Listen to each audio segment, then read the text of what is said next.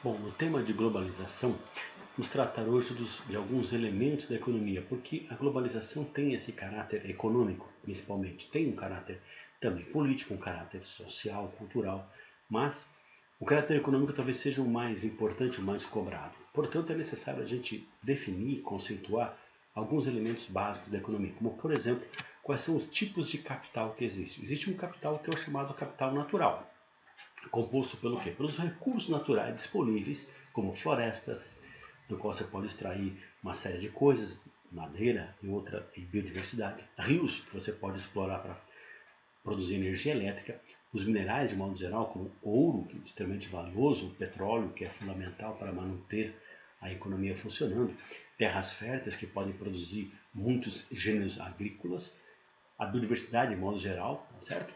Bom, então podem ser explorados para a geração de riqueza. Então, esse é um capital natural, do qual o Brasil conta com uma grande quantidade desse capital. Quanto maior o território de um país, maior a probabilidade de capital natural, obviamente. Apesar que tem países pequenos com grandes reservas petrolíferas, como é o caso, por exemplo, do Kuwait, dos Emirados Árabes Unidos, que estão localizados em cima de grandes postos de petróleo.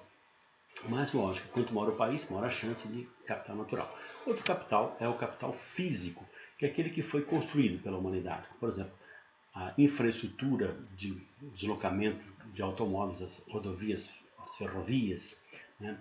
As hidrelétricas também foram obras que o ser humano construiu, portos para receber mercadorias, aeroportos que recebem aviões que vêm do mundo inteiro, centros de pesquisa tecnológica, né? Como por exemplo a foto aqui aparece um acelerador de partícula, que é um laboratório de altíssima tecnologia. Todas as atividades agrícolas, ou seja, tudo que o homem construiu, uma fábrica, uma indústria, uma usina, ou seja, tudo que foi construído pela humanidade para também gerar riqueza. É riqueza que foi, é capital que foi empreendido, tá certo? E ele também serve para gerar riqueza. Aí existe um capital humano, corresponde à qualidade da mão de obra. Num país que tenha muitas pessoas trabalhando, como por exemplo, como carvoeiros, como cortador de cana, acaba que o capital humano aí não é muito elevado. Quanto mais qualificada for essa mão de obra, com pessoas com nível superior que podem desenvolver tecnologia, maior será o capital humano, obviamente. Essas pessoas, elas utilizam do capital físico, por exemplo, do que adianta um laboratório se não há pesquisadores para trabalhar nesse laboratório. Então, o capital físico é importante, sim, mas também é importante ter o capital humano para saber operar esse capital físico. O outro capital é o capital financeiro, que é o próprio dinheiro, ou seja, um investimento, está certo, feito. Então, caracteriza pelo volume de investimentos econômicos disponíveis para aumentar ou melhorar o capital físico e o capital humano, que para você formar uma geração de pesquisadores é preciso um grande investimento por parte, né, tanto da chamada iniciativa privada, que oferta cursos superiores, como também o próprio capital estatal, que pode ofertar cursos para que as pessoas se qualifiquem. Então, investimento de dinheiro que pode ser feito através de várias maneiras, através do investimento na atividade industrial ou no financiamento de projetos.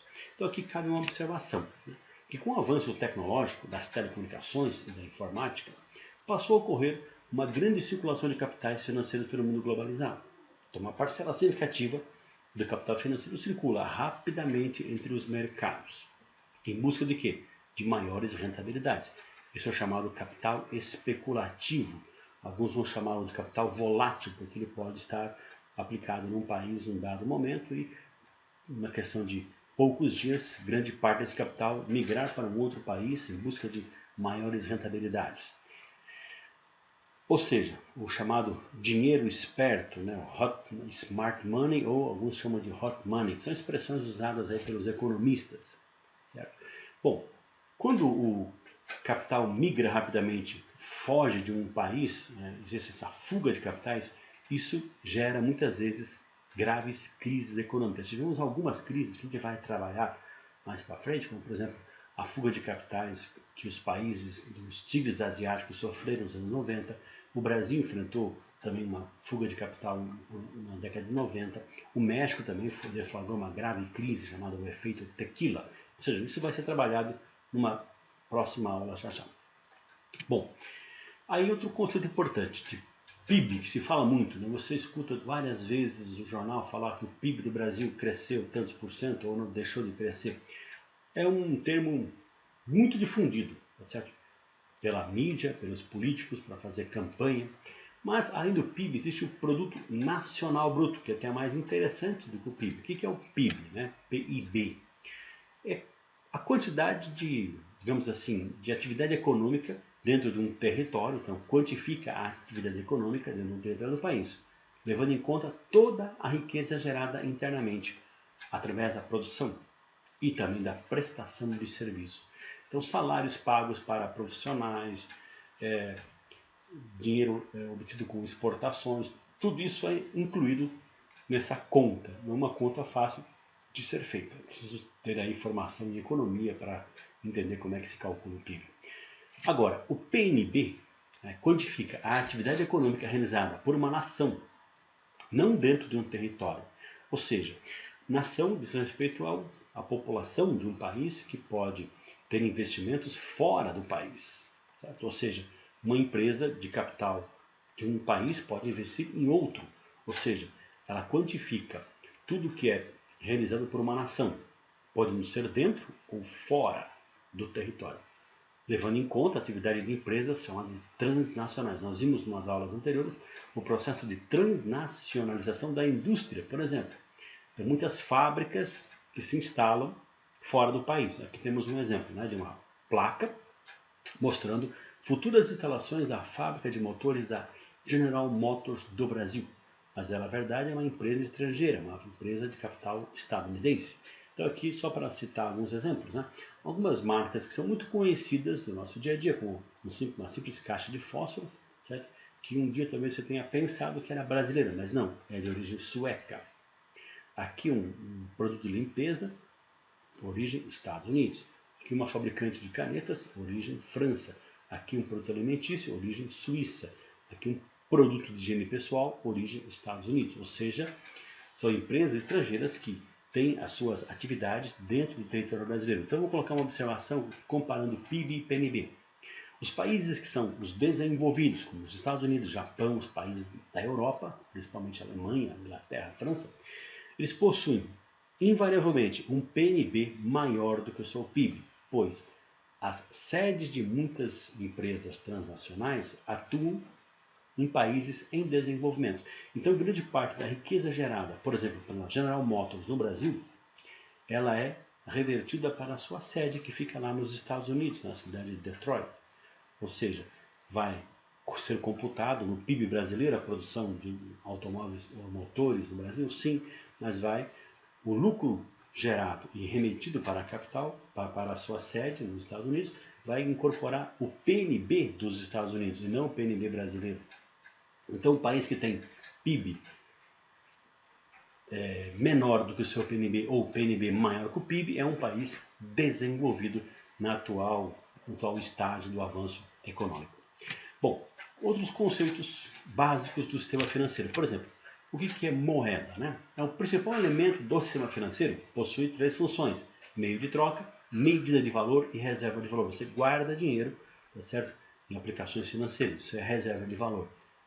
Meio de troca, quando você precisa comprar uma mercadoria, você usa a moeda para comprar essa mercadoria. Medida de valor para você dizer, bom, quanto que isso vale? Isso vale X reais, X dólares.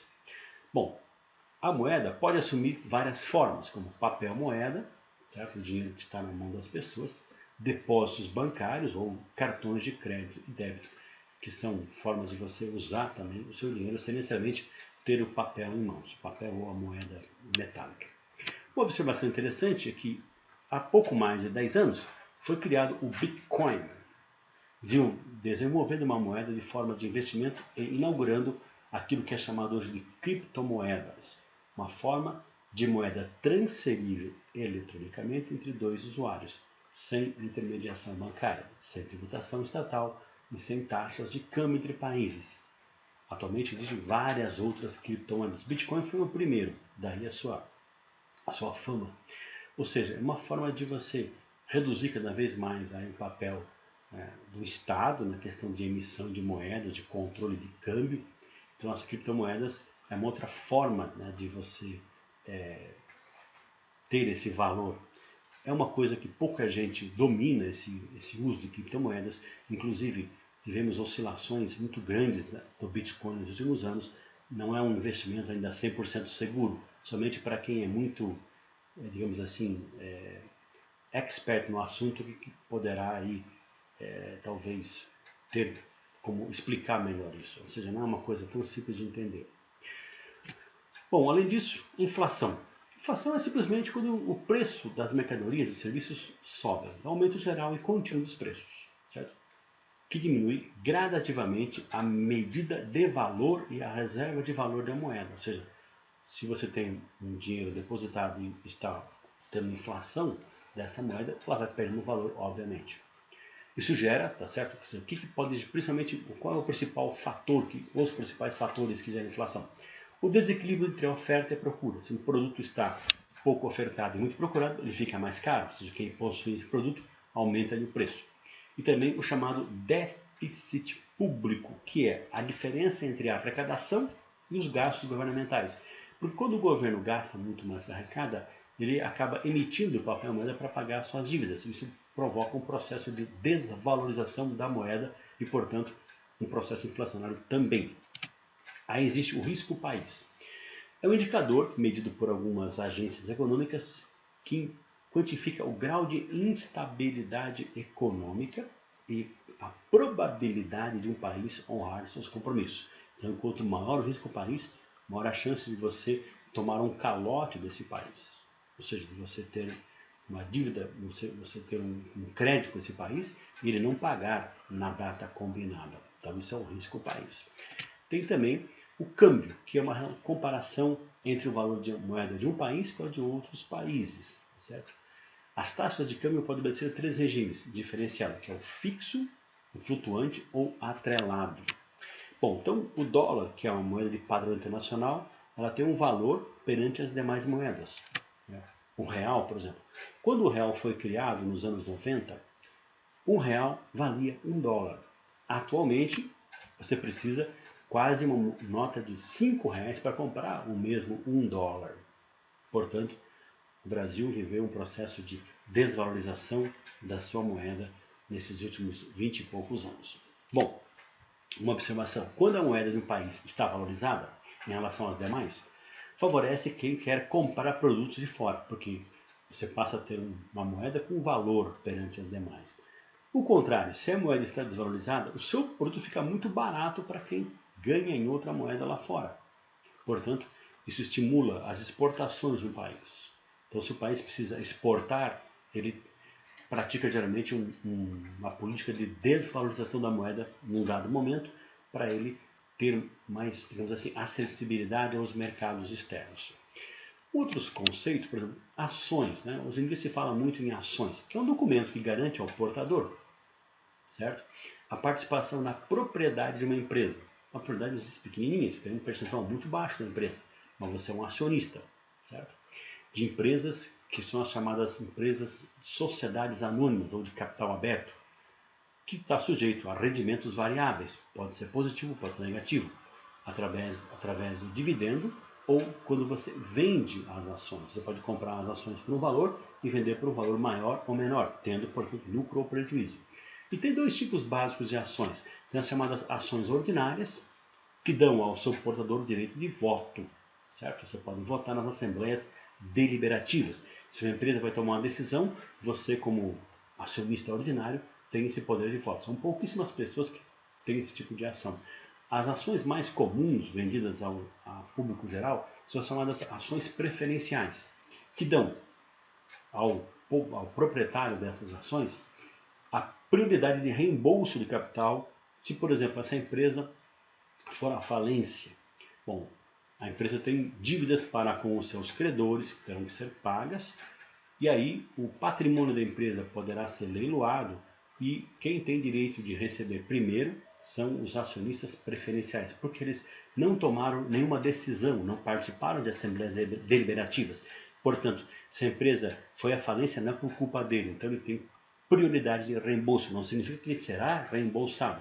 Se tiver condições de reembolsar os acionistas, ele tem prioridade perante os acionistas. Os ordinários já não. Além disso, tem o bônus. Bônus é documento que promete ao portador o pagamento de um valor, numa data determinada. Além de juros, tá certo? E amortizações até o seu vencimento. Então, quando você pega aí bônus, ações e os depósitos bancários que as pessoas fazem e os empréstimos tomados junto a bancos e outras instituições financeiras, esses são os chamados ativos financeiros. Então, é o que torna o sistema vivo. Então, é preciso que as pessoas façam empréstimos, que as pessoas depositem dinheiro nos bancos, nas instituições financeiras, e que haja todo um comércio de ações para que as pessoas tenham aí essa atividade do chamado sistema financeiro. E Bolsa de Valores, que é simplesmente o local onde estão negociadas as ações das empresas, ou seja, de capital aberto. Então, são as bolsas em que você vende ou compra essas ações, ok? Bom, então, Bolsa de Valores, ou também chamado de pregões, né? Local onde são negociadas as ações de empresas de capital aberto, que pode, né, ser real, que é o caso, né, da famosa Bolsa de Valores de Nova York, talvez a mais famosa, a NYSE, sigla de New York, né? Bolsa de Valores, a expressão em inglês, que fica na famosa rua Wall Street, em frente à Bolsa de Valores dos Estados Unidos, de Nova York, tem esse touro, que é um símbolo, tá certo? Da agressividade da economia americana, que é sempre de baixo, o touro sempre ataca de baixo para cima, então levantar, essa é a ideia. Mas por volta do ano 2000, se inaugurou uma nova forma de negociar ações de forma eletrônica. A primeira a fazer foi a Nasdaq. Hoje praticamente todas as bolsas de valores operam, tá certo? No sistema financeiro eletrônico. Mas a Nasdaq foi a primeira que inaugurou essa forma de vender e comprar. Antes era preciso você ter o quê? Você ter um agente seu no pregão, presente na Bolsa de Valores, comprando e vendendo. Que ele ficava ligando, né, para o seu corretor, digamos assim. Ele ficava sempre no telefone. Hoje em dia, as pessoas fazem isso muito mais através dos seus notebooks, computadores, que conseguem ter as cotações das ações de diversas empresas. Então, o pregão é um local. Hoje em dia, eles existem? Existem. Mas não tem mais toda aquela movimentação que existia há uns anos atrás. Isso é uma novidade agora do século XXI, graças ao quê? À revolução técnico-científica informacional, ok? Então, sobre esse assunto, para a gente ter noção, mais ou menos, de como funcionam alguns elementos da economia, ok? Espero ter contribuído e um abraço, até mais. Tchau, tchau.